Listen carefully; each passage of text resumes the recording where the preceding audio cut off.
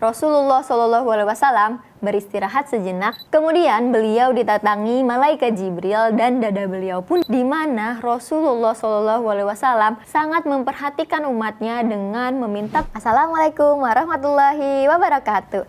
Halo Sobat Widivisi, kembali lagi nih bersama aku Alfia Sefira dalam acara Muslimpedia, tempat kamu menemukan kisah-kisah Islami.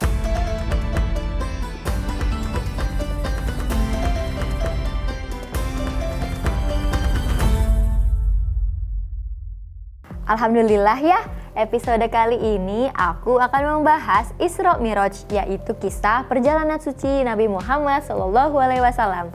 Di mana Isra Miraj ini berdasarkan kalender Hijriah terjadi pada 27 Rajab, tepatnya nih Senin 28 Februari 2022. Isra Miraj tidak terlepas dari masa-masa kesedihan yang dialami oleh Rasulullah SAW. Mengutip jurnal Historitas dan Rasionalitas Isra Miraj karya Miswari dan Zulfahmi tahun 2019, Isra Miraj terjadi setelah dua orang yang paling Rasulullah kasihi meninggal dunia. Nah, yang pertama adalah paman Rasul yaitu Abu Thalib yang melindungi dan membelanya dalam berdakwah. Dan yang kedua yaitu istri Rasul yaitu Siti Khadijah yang menjadi pelipur laranya dan tempat bersandar. Lantaran duka yang datang bertubi-tubi, tahun itu disebut sebagai Ama al-Huzn atau tahun kesedihan. Isra Miraj ini dilakukan dari Masjidil Haram ke Masjidil Aqsa di Palestina hingga naik ke Sidratul Muntaha di langit ke-7 dalam satu malam. Meski terasa tidak masuk akal, namun umat Islam harus mengimaninya ya, karena terdapat keterangan dari hadis-hadis yang sahih dan juga ada di dalam Al-Quran. Nah Sobat Widivisi, peristiwa ini merupakan peristiwa yang amat dahsyat karena tidak pernah dialami oleh manusia-manusia sebelumnya. Rasulullah SAW menempuh perjalanan secepat kilat, lalu naik ke langit hingga Sidratul Muntaha. Peristiwa Isra Miraj ini disebutkan oleh Allah Subhanahu wa Ta'ala di dalam Al-Quran loh pada surat Al-Isra ayat 1 yang artinya sebagai berikut. Maha suci Allah yang telah memperjalankan hambanya pada suatu malam dari Masjidil Haram ke Masjidil Aqsa yang telah kami berkahi sekelilingnya agar kami perlihatkan kepadanya sebagian dari tanda-tanda kebesaran kami. Sesungguhnya Dia adalah Maha mendengar lagi Maha mengetahui. Mengenai naiknya Rasulullah SAW ke Sidratul Muntaha juga disinggung di dalam Al-Quran pada surat An-Najm ayat 13-18 yang artinya sebagai berikut. Dan sesungguhnya Muhammad telah melihat Jibril itu dalam rupanya yang asli pada waktu yang lain, yaitu di Sidratul Muntaha. Di dekatnya ada surga, tempat tinggal Muhammad melihat Jibril. Ketika Sidratul Muntaha diliputi oleh sesuatu yang meliputinya. Penglihatannya tidak berpaling dari yang dilihatnya itu dan tidak pula melampauinya. Sesungguhnya Dia telah melihat sebagian tanda-tanda kekuasaan Tuhannya yang paling besar. Bukan itu aja nih Sobat Widivisi, pada sebuah malam selepas sholat Isya, Rasulullah SAW beristirahat sejenak sambil berbaring di Masjidil Haram. Kemudian beliau didatangi malaikat Jibril dan dada beliau pun dibelah. Kemudian dicuci dengan air Zam-Zam. Seperti hadis berikut. Lalu hatiku dikeluarkan dan dicuci dengan air Zam-Zam. Kemudian dikembalikan ke tempatnya dan memenuhi dengan iman dan hikmah. Hadis riwayat Bukhari. Nah setelah itu nih ya, didatangkanlah buraq yang menjadi kendaraan beliau sewaktu Isra. Didatangkan kepadaku buraq, yakni seekor tunggangan berwarna putih, tinggi dan lebih tinggi dari keledai, serta lebih pendek dari bigol. Ia meletakkan langkahnya sejauh pandangannya. Hadis riwayat Muslim. Sesampainya di Masjidil Aqsa, Sobat Widivisi tahu nggak nih apa yang dilakukannya? Beliau melakukan sholat 2 rakaat, mengimani ruh para nabi. Usai sholat dan keluar dari Masjidil Aqsa, malaikat Jibril datang membawa 2 wadah minuman. satu berisi susu, dan yang satunya lagi kamar nih Sobat Vidivisi. Rasulullah pun memilih susu.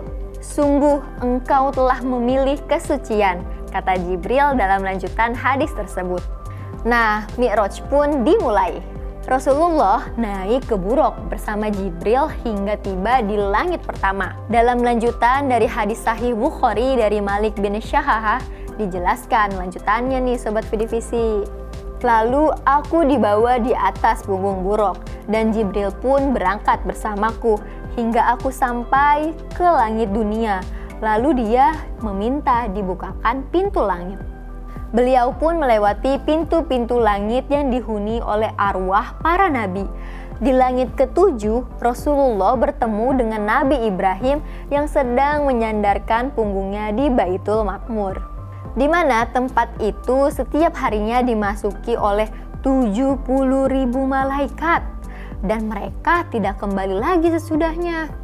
Kemudian buruk tersebut pergi bersamaku ke Sidratul Muntaha yang lebar daun-daunnya seperti telinga gajah dan besar buah-buahnya seperti tempayan besar. Tatkala perintah Allah memenuhi Sidratul Muntaha.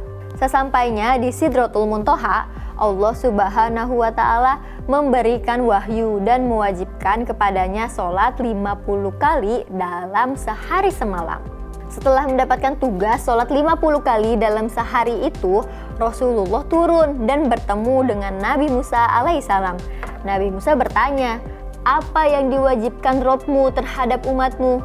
Rasulullah pun menjawab, sholat 50 kali. Kemudian Nabi Musa alaihissalam berkata, kembalilah kepada Robmu, mintalah keringanan, karena sesungguhnya umatmu tidak akan mampu melakukan hal itu. Sesungguhnya aku telah menguji Bani Israel, dan aku telah mengetahui bagaimana kenyataan mereka. Lalu Rasulullah pun menjawab, aku akan kembali kepada Robku. Kemudian Rasulullah memohon, ya Rob, berilah keringanan kepada umatku. Akhirnya Rasulullah SAW diberi keringanan 5 sholat. Lalu Rasulullah kembali kepada Musa alaihissalam dan Rasulullah pun berkata kepadanya, Allah telah memberikan keringanan 5 kali. Nabi Musa alaihissalam mengatakan, sesungguhnya umatmu tidak akan mampu melakukan hal itu, maka kembalilah kepada Robmu dan minta keringanan.